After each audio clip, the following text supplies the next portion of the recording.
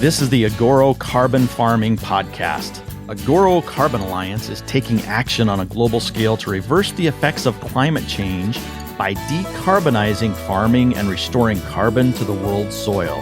On this podcast, we're going to explore carbon farming from the soil to the atmosphere and how it affects everyone in between. To learn more, visit us at agorocarbonalliance.com. Welcome to the Carbon Farming Podcast. In this episode, we're excited to bring you a conversation with the managing director of Agoro Carbon Alliance, Yebin Zhao.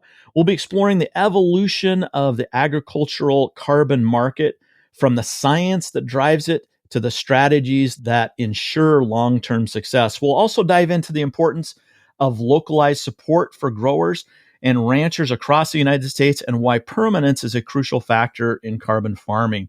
Whether you're already involved in the carbon farming or you're starting to explore its potential, this episode may help you. It's packed with practical insight to help you navigate the ag carbon market.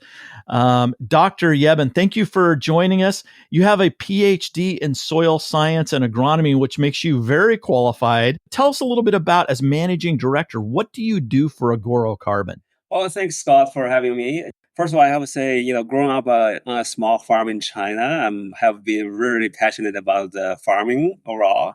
So I have, a pretty extensive background, like you said, in agriculture. I have a PhD in agronomy, so have pretty deep understanding of the, plant science, soil science. So over the years, I have been working on different roles in sales, marketing, customer services, and then science and agronomy. Uh-huh. So in Agoro, currently I'm the managing director in the US for Agoro. I'm based out in Chicago, by the way. So it's the Corn Belt. And in this role, I mainly lead the team to drive the sustainable ag practice adoption and focusing on the carbon sequestration and helping the farmers to participate in the carbon program to enhance their both economical and environmental outcomes. And you've been involved in Agoro Carbon since, I think, the very first when it was created a few years ago. How have you seen the ag carbon market change in those few years from when Agoro Carbon first started and now today? I know there's still a lot of questions that ranchers and growers have about the ag carbon marketplace, but how have you seen it changed? Is it more acceptable nowadays, or is there still a lot of misinformation? Well, that's a great question, Scott. Yes, I started with the Agoro was just an idea. To today, we are almost 90 employees company, right? So I have seen a lot of changes over the years. And at the beginning, there's the carbon market mainly focused on probably industrial emissions. However, in recent years, there have been a growing recognition of what the role the ags can play in this space, right? So this has led to the increased interest from the farmers, agribusiness, and even investors in participating in this market, right? So that being said, we have seen numerous carbon programs being offered in this marketplace. We have our respective competitors and some other initiatives from the public have launched some of the different programs to offer farmers incentives to adopt the new practices to capture, store carbon in the soil or vegetation. So overall, this is really great involvement in this space. I also see a lot of changes over the measuring and the verification of the carbon place. Oh, uh-huh. Yeah, especially from a science perspective. There's more sophisticated tools and methodologies for measuring and verifying carbon credits to build up the confidence in this space. And also I see in the policy and the regulatory changes and support. We see the governments or international bodies have started to recognize the importance of agricultural carbon sequestration. So, the policies and subsidies that support carbon farming have been, introduced in many regions. Their goal is basically to support the growth of the carbon market and also support the adoption of those sustainable farming practices. Overall, I think this is changing from a very niche area to a growing segment of the broader carbon market. So Yeah, I think that's a very good point. Yeah, when you first started with Agoro Carbon, it was a niche. You go and talk to a farmer, and you had to explain what it was, and they're going, "What? You're going to pay me to what?" exactly. And now it's more mainstream. You hear about it more often. Can you think back of some of the early successes that you had within Agoro Carbon? Are there any stories of some of those innovators, farmers that jumped on the Agoro Carbon bandwagon initially? Yeah, I mean, well, when we started with the business, the only three or four of us working on this idea. So we tried this program. So I started offering the program to some Midwest corn farmers. Yeah, as you said, Uh-huh. it's a very new stuff to a new program to them. They were like, "I don't believe you." All right, so too good to be true. And then he offered me, money to change the practice I really want to do for many years, right? For them, cover cropping. Um, but it takes a lot of education, explaining the program to some farmers. One good example was that my first sales to a farmer in Iowa. I visited him by phone for a few times, cold calling him. At the beginning, he Mhm. wasn't interested. He was like, "I don't know. I don't think that's gonna be work. Gonna be good for me. I don't have time for this." But after a few conversations, I even visited him in person, had a lunch with this farmer, and then he signed up with us to implement the three practices: cover cropping, reduced tillage, plus the fertilizer management. Right. So Mhm. he is one of the first growers joining us on a pilot project. That was a really a good story to share. So Yeah. I think that it's important to know. I mean, your background and your degree is in soil science and agronomy. Tell us a little bit about how Agoro Carbon's approach has changed in the marketplace. Has it always been the same over the years, or is there a different approach that Agoro is taking now in the marketplace with more people knowing about carbon programs? yeah, that's another really good question. That's at the beginning, I would say is we are a new program, although we are supported by our parent company Yara, a well-known company. People don't know about carbon, don't know about Agoro is a new company, right? So we have Mhm. to do a lot of brand awareness, marketing work. Give a lot of credit to our marketing team.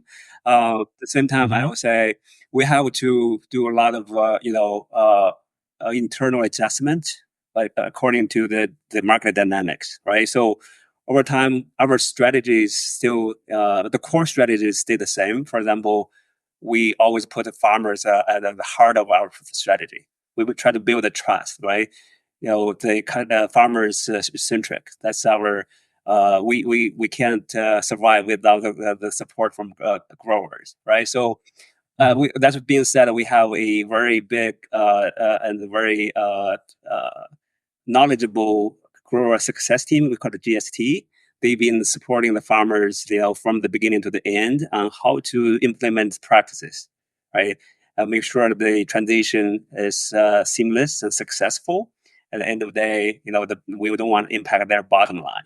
They are chasing their yield, chasing their, Right. return. So we want to make sure that this carbon sequestration is adding more value to their existing operation. And the other thing is we focus on the data and the science, right? We have a very strong data science team to measure the carbon in a scientifically robust way, right?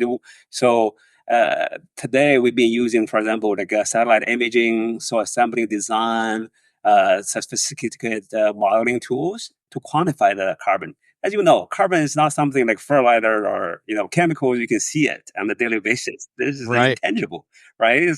So we need to rely on data, rely on records from the farmers to show actually the carbon is captured and stored in the soil. And then we can report to the verification bodies, the global well-known registries to show the scientific world, hey, actually carbon is captured. Then we make the difference, right? So then we can sell to the buyers. I mean, another thing is the high quality. The same kind of like with we rely on the scientists we have to make sure the credits is generating the high quality. We follow the methodologies very closely in terms of the permanence, right? We want to make sure that carbon is stored in the soil for long term. We explain to the farmer the contracting period and monitoring period to make sure they don't reverse the practices they implemented. So, and we also work with different stakeholders and partners. We can't succeed by ourselves. Battle with the climate change is the whole world mentioned. It's not just one company can do that, right? So we rely on new technologies. We rely on NGOs, policymakers. We constantly work with those people to get the job done together. So I think the core strategies stay the same, but we change our offerings based on the market's dynamics and based on the different downstream requests. And we also care about the co-benefits, all those things, the biodiversity. Try to add more value to the farmers' credits. Yeah, as you're recounting all of these things, being scientifically based and creating value for the farmer, and I think maybe one of the biggest differentiators, and you can correct me if I'm wrong, is Agoro's team of agronomists that are out there in the marketplace where the farmers and ranchers are, and most of them have a farming or ranching background, and they know what it's like to live that life and can relate to these ranchers and these growers. I think that's really important. And, I don't know the competitive marketplace within the carbon marketplace, but it sounds like Agoro has taken a very pragmatic and effective approach to differentiate itself from the other companies that are out there. If a grower is listening to this and they're interested in getting involved in the carbon marketplace, what advantages does the Agoro Carbon Alliance have that these potential growers and ranchers should know about? I would say a few things. We, as you said, we have a really strong GST team supporting the growers. So we have over 12, very experienced agronomists, and they are located all over the country. So basically, wherever the customer is located, they can get immediate support. That's one of the biggest advantages, the differentiator we have. Number two, we are, like as you said, scientifically based. This business is based on the science, right? Mm-hmm. We need a lot of transparency, making sure the high quality credits being generated.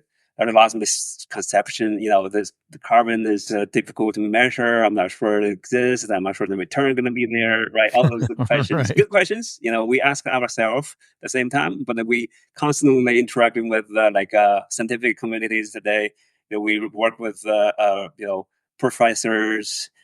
We attended conferences all the time. We basically take advantage or leverage their technologies as much as we can, translate that into the business operation to benefit the farmers, right? So and the buyers to trust us, to have some confidence in us. The other thing I would say, we do offer a little bit upfront payment to support farmers. Nice. To implement those practices. We know those, implementing new practices is not a small investment, right? So, for example, cover crop, it could cost anywhere between $30 to $50 per acre these days.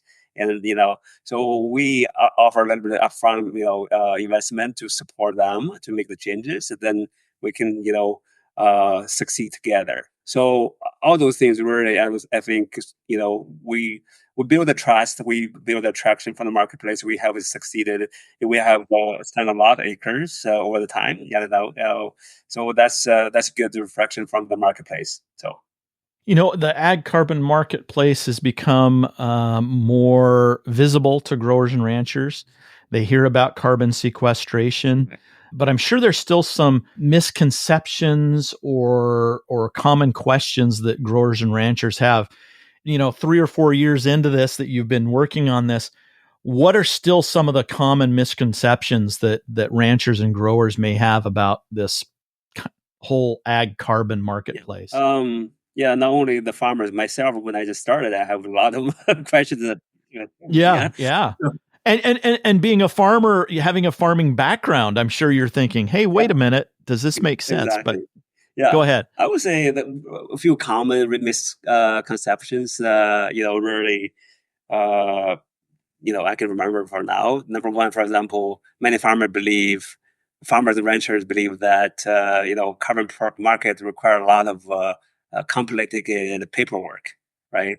And technical knowledge and time, right? Maybe not worth it, right? So, but the thing is, a lot of companies are, trying to support farmers to make this simple, and make it a simple process, including us, right? So we have launched,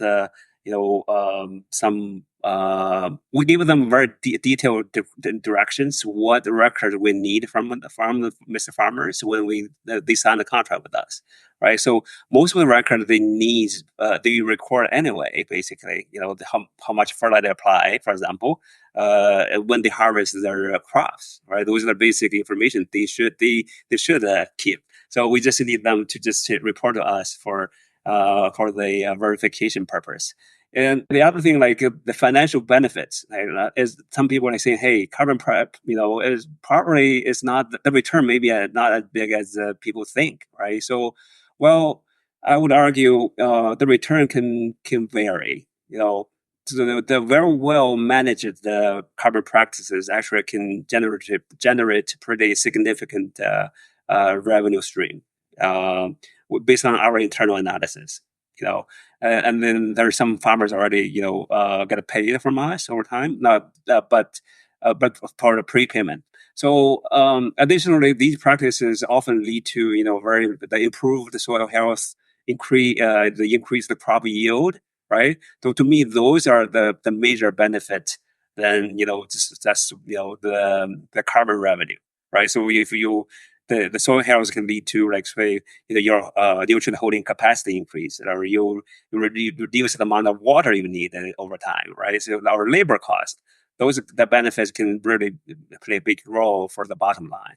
So that can be another one. And then I will say there another misconception will be, like, say, there's going to be major changes to my operation, right?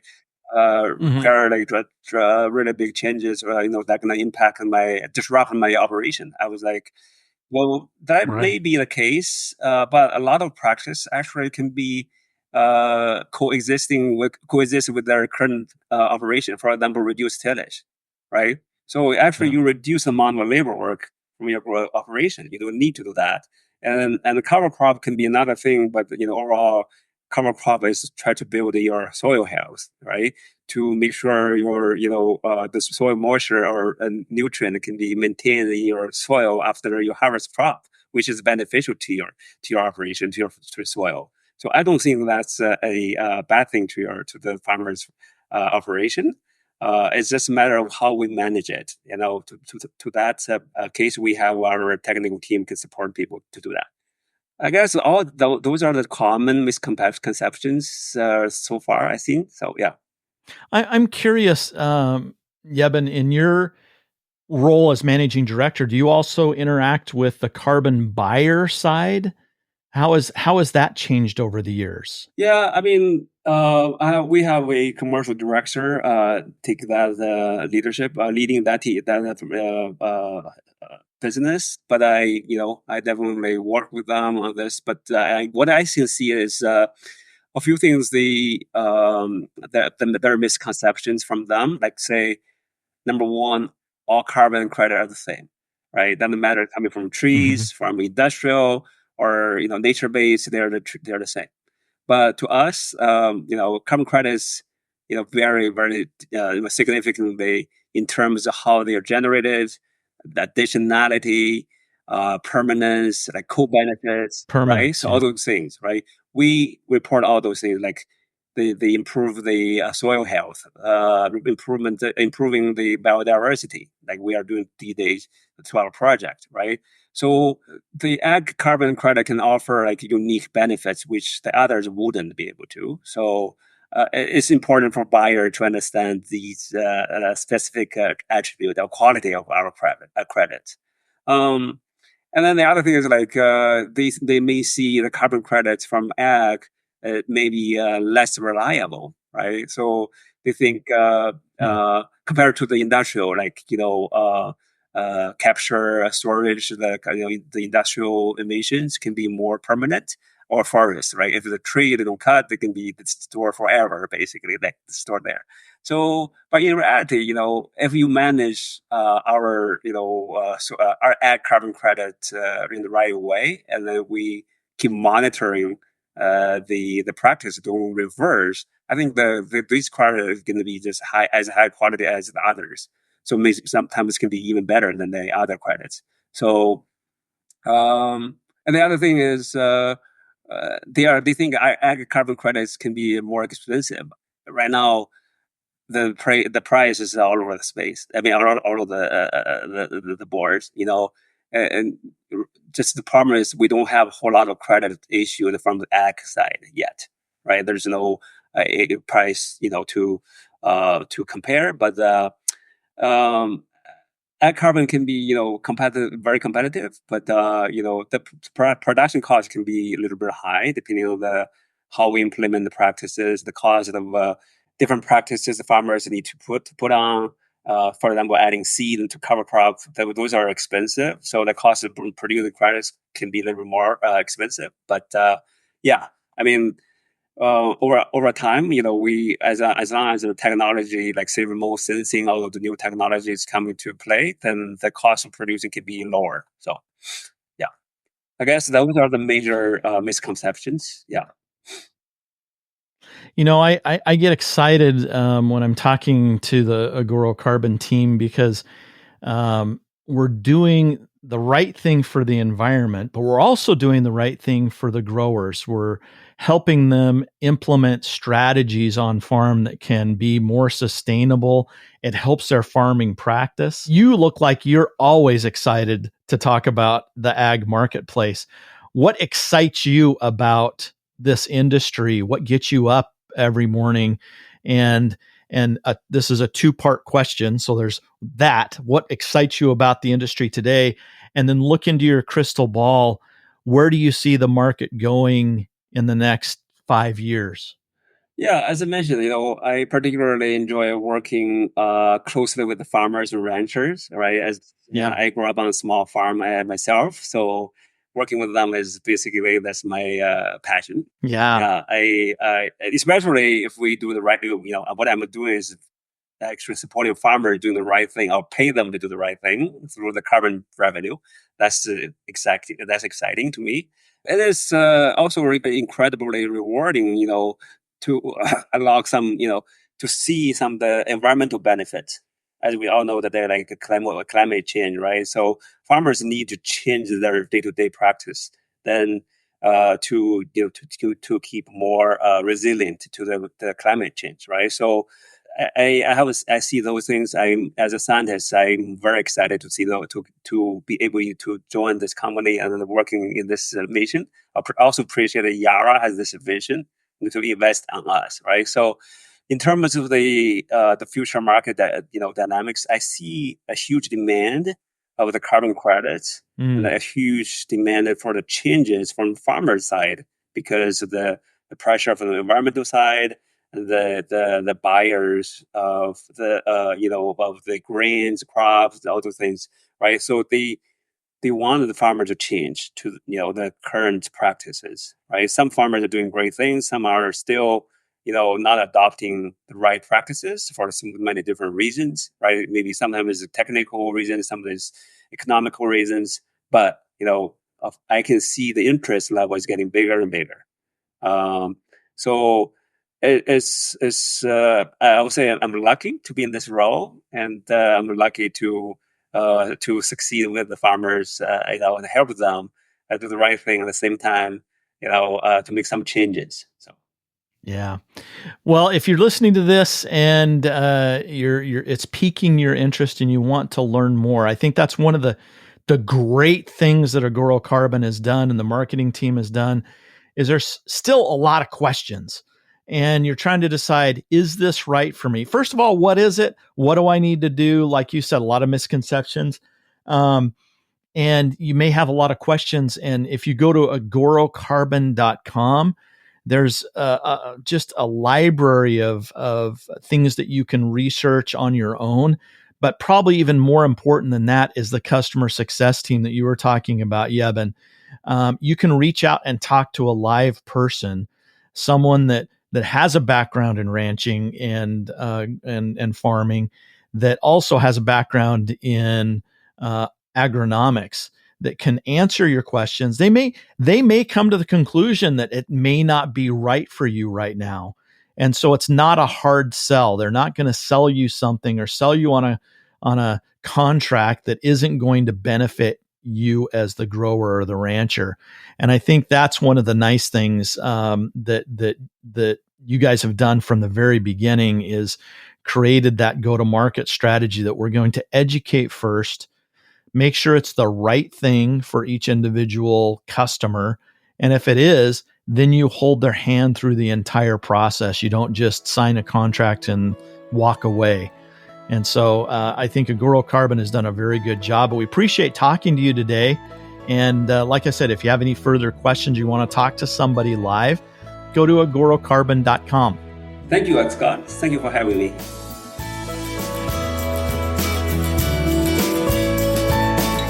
You've been listening to the Agoro Carbon Farming Podcast, where we bring you knowledge on how to sustainably and profitably transform farming through carbon cropping. To learn more about how you can become a partner, visit us at agorocarbonalliance.com or follow us on our many social media channels, Facebook, Instagram, Twitter, YouTube, and LinkedIn.